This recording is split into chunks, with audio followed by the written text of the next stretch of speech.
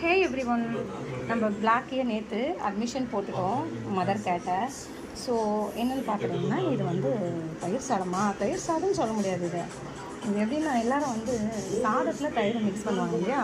நான் வந்து என்ன பண்ணியிருக்கேன்னா, தயிரில் தான் சாதத்தை மிக்ஸ் பண்ணியிருக்கேன்.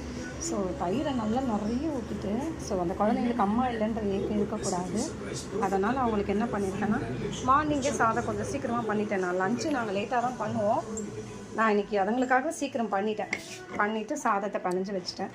ஏன்னா வந்து இப்போ வந்து 60 days ஆர் 65 days தான். ஸோ இப்போ அவங்க விரும்பி சாப்பிடக்கூடியது இந்த கர்ட் ரைஸ் தான்.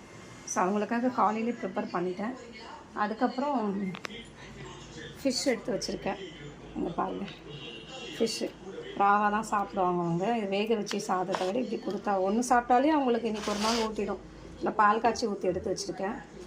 ஸோ இதில் வந்து அடல்ட் ட்ரை ஃப்ரூட், இது ரூல்ஸ், இது வந்து கிட்டனுக்கு தெரியுதுங்களா? இது வந்து கிட்டன்ஸ்க்கு அவங்களுக்கு வந்து கொடுத்தாக்கா இதை சாப்பிட்ருவாங்கன்னு எடுத்து வச்சுருக்கேன் நான். இப்போ இது எல்லாமே இப்போ நான் அங்கே கொண்டு போயிட்டு நான் உங்களுக்கு வந்து கண்டிப்பாக நெக்ஸ்ட் வீடியோ ஷேர் பண்ணுறேன். until then bye.